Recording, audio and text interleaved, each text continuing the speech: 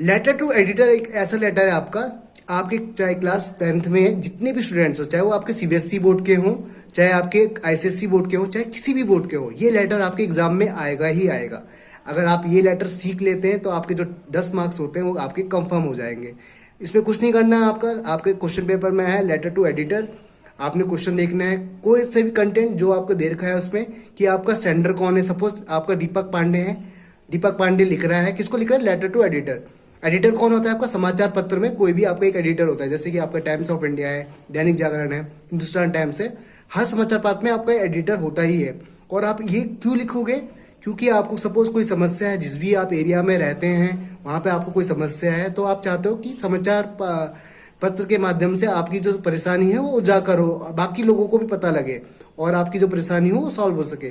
तो आपने कुछ नहीं करना है, दीपक पांडे आपने अपना एड्रेस लिखा, आप राजपुर रोड पे रहते हैं, 12 स्ट्रीट रोड है आपका। डेट क्या है आपका? आज 6 तारीख है आपकी, 6 अगस्त और 2022 है। किसको लिख रहे हैं आप? मैंने बोला कोई सा भी न्यूज़पेपर, सपोज दैनिक जागरण है, दैनिक जागरण है आपका, दैनिक दैनिक जागरण। अब दैनिक जागरण कहाँ का है? ये आपका देहरादून, देहरादून का है दैनिक जागरण, देहरादून। कौन सी जगह पे है आपका? ये आपका सहस्त्रधारा रोड पे है, सहस्त्र धारा रोड पे है आपका। ये आपका क्वेश्चन में दिया होगा, आपके क्वेश्चन पेपर में जैसे आएगा आपका सेंडर नेम भी दिया होगा, किसको लिख रहा है ये लेटर ये उसमें भी दिया होगा। और ये आपका एडिटर किसका है? आपका दैनिक जागरण का एडिटर है, तो आप किसको लिख रहे हो? दैनिक जागरण के एडिटर को लिख रहे हो। और उसके बाद से आपने क्या लिखना? सब्जेक्ट। सब्जेक्ट क्या है आपका?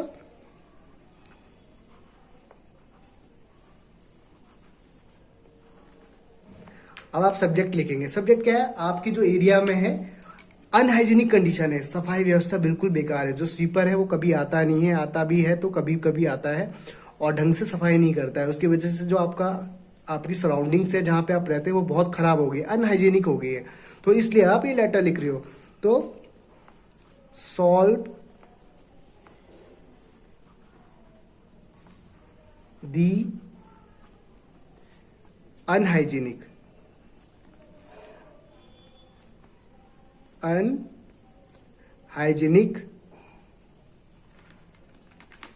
कंडीशन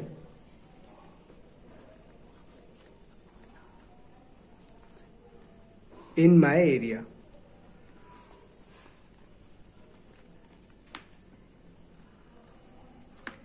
आपने अपना एड्रेस लिख दिया, जिस दिन आप लिख रहे हैं वो तारीख आपको लिखनी है, जिस समाचार पत्र को लिख रहे हैं आप उसका एड्रेस लिख देंगे आप। और सब्जेक्ट क्या है कि आपके यहाँ पे अनहाइजीनिक कंडीशन है इसलिए आप लिख रहे हैं। फिर कुछ नहीं है आपका, सर लिखना है, दी एडिटर। किसको लिख रहे हैं आप? एडिटर को। दी editor of Dainik Jagran.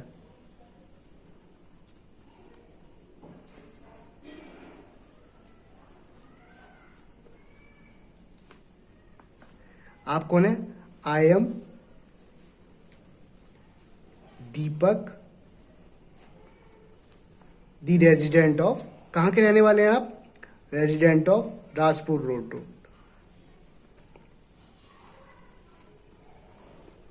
Of Rajpur road.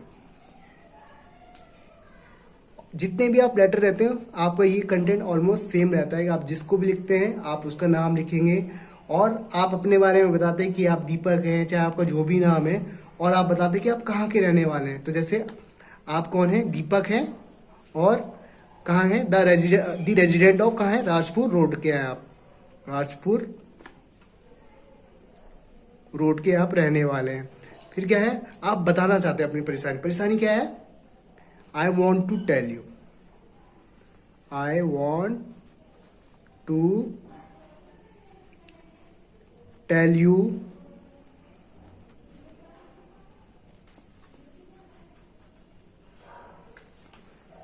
Unhygienic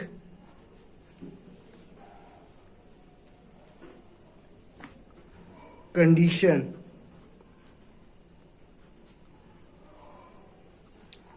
is increase, दिन प्रतिदिन बढ़ते जा रही है समस्या, increase day by day in my area. बस कुछ नहीं होगा, यहां से आप पैराग्राफ चेंज कर सकते हैं। Please solve my problem as soon as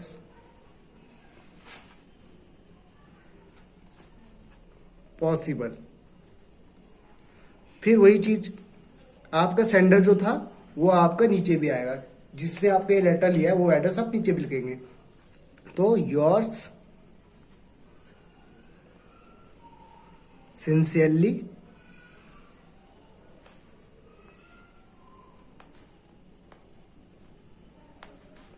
दीपक पांडे।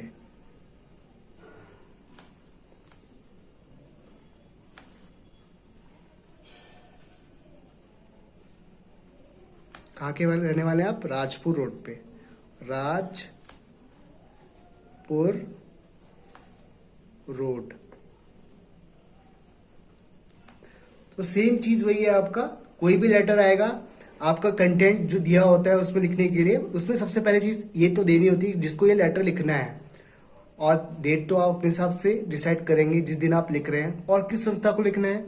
तो आप ये आ जाएगी आपकी सेंडर, ये आपका क्वेश्चन पेपर में होगा, सब्जेक्ट भी आपके क्वेश्चन पेपर में होगा। बस आपको प्रेजेंस ऑफ माइंड यूज करना है। ये अगर आप थोड़ा सा यूज कर लेंगे, बस कंटेंट थोड़ा बहुत अगर आपका गलत भी हो जाएगा तो आपके 10 में से कम एटलीस्ट 5 या 6 नंबर तो आ ही जाएंगे। तो आपको कुछ नहीं करना, बस थोड़ा प्रैक्टिस करना है। ये सब आपका क्वेश्चन पेपर में ही होता है। आपका सेंडर नेम, आपको जिस संस्था को लिखना है वो नेम, सब्जेक्ट भी दिया होता है, और फिर वही चीज आपको दोबारा से नीचे लिख देते हैं जब आपका कंटेंट पूरा हो जाता है। तो ये है आपका लेटर टू एडिटर।